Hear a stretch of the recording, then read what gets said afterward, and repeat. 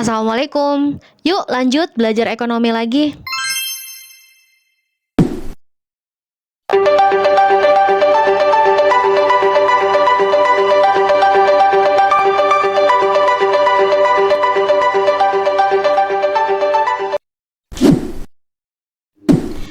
Materi berikutnya kita akan bahas keseimbangan pasar setelah pajak. Nah, keseimbangan pasar setelah pajak itu rumusnya adalah price demand sama dengan price supply, nanti ada plus pajak.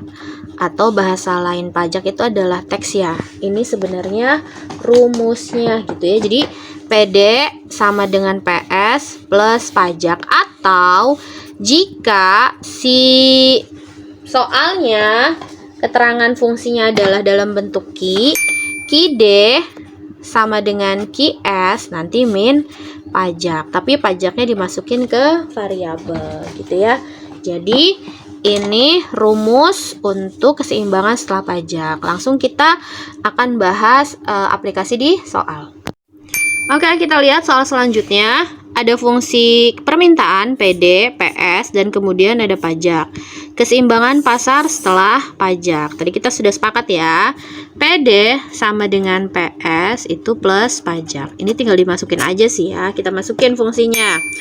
PD-nya adalah min 3Q plus 16 sama dengan 5Q min 20. Pajaknya berapa? Pajaknya 4 plus 4.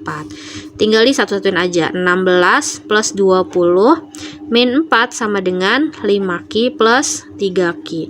Berarti ini berapa? 36 dikurangi 4, 32 sama dengan 8Q. Berarti 32 dibagi 8 sama dengan Q. Dapat ya? Q sama dengan 4. Q-nya udah dapet nih, sama dengan 4. Kan keseimbangan itu butuh Q, P kan? Berarti kita cari P-nya.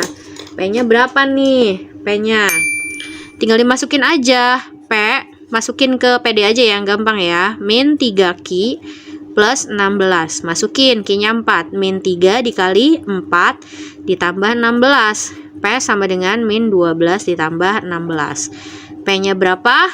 P-nya 4. Jadi udah dapet ya, P-nya 4, Q-nya 4. Keseimbangan pasar itu adalah Q, P, berarti 4,4. Ada nggak jawabannya? Ada. Yang ini jawabannya adalah yang D.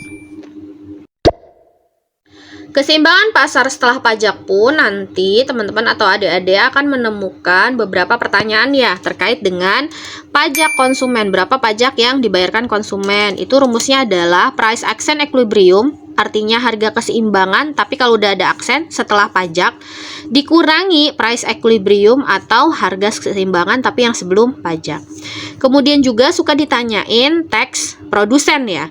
Tax produsen itu T-nya kan pajak nih, T-nya pajak dikurangi tax konsumen yang sudah kita cari sebelumnya. Satu lagi ada T besar atau biasanya tax government atau pajak yang diterima oleh pemerintah. Itu ada quantity equilibrium aksen atau kuantitas keseimbangan setelah pajak, karena ada aksen setelah pajak tinggal dikali pajak itu sendiri. Jadi ada 3 rumus ya, tax konsumen, tax produsen, sama pajak pemerintah.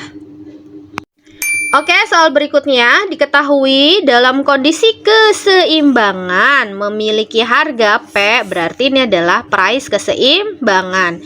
Jika pemerintah menetapkan pajak itu kan adalah tax, maka keseimbangannya menjadi RP, berarti ini adalah price action equilibrium karena setelah pajak. Maka besar pajak yang ditanggung oleh produsen, pertanyaannya adalah tax produsennya berapa? Sebelumnya kita sudah kan sepakat kalau rumus tax produsen itu adalah tax dikurangi tax konsumen. Kita cari nih, taxnya udah ada tapi tax konsumennya belum ada kan? Ininya udah ada, ininya belum ada. Berarti cari dulu tax konsumen. Rumus tax konsumen adalah harga keseimbangan setelah pajak dikurangi harga keseimbangan kan? Ya udah, tinggal dimasukin aja. Harga keseimbangan setelah pajaknya berapa? Ini kan 815.000. Harga keseimbangannya ini kan sebesar 800.000. Jadi teks konsumennya adalah 15.000. Selesai? Belum, karena yang ditanya teks produsen. Maka teks produsen adalah teks dikurangi teks konsumen. Masukin teksnya berapa? Ini kan 25.000. 25.000 dikurangi teks konsumennya berapa? Teks konsumennya 15.000. Maka teks produsennya adalah 10.000 gitu ya. Ada nggak nih? Ada. Berarti soal yang ini jawabannya adalah yang B. Soal berikutnya, diketahui ada fungsi permintaan, fungsi penawaran. Ini price, ini supply.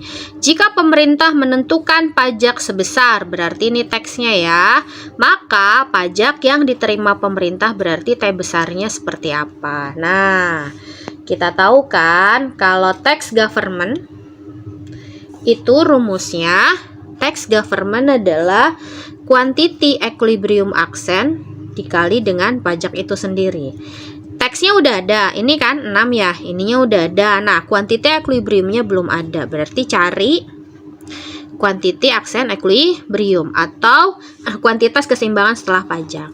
Caranya gimana? Berarti caranya cari keseimbangan setelah pajak dulu ya. Berarti caranya PD sama dengan PS plus pajak. Cari keseimbangan dulu kan. Berarti min 2Q plus 30 sama dengan Q plus 3 plus 6. Tinggal di satu-satuin aja. 30 min 3 min 6 sama dengan Q plus 2Q. Berapa nih? 30 dikurangi 3, 27 dikurangi 6, 21 sama dengan 3Q. 21 dibagi 3 sama dengan Q. Dapat kan? Q-nya sama dengan 7. Nah, Q sama dengan 7 berarti Q apa nih? Q itu adalah, ini kan keseimbangan, dia adalah Q aksen equilibrium. Dapat tuh ya. Nah, udah masukin ke sini berarti. Teksnya adalah teks pemerintah, Q aksen equilibrium tinggal dikali teks. Masukkan saja Q aksen equilibriumnya. Udah dapat nih 7. 7 dikali teksnya berapa? 6. 7 kali 6 berapa? 42. Ada nggak jawabannya? Ada. Jawabannya ini adalah yang D. Terima kasih sudah menyaksikan video materi ekonomi. Sampai berjumpa lagi di materi-materi berikutnya. Wassalamualaikum warahmatullahi wabarakatuh.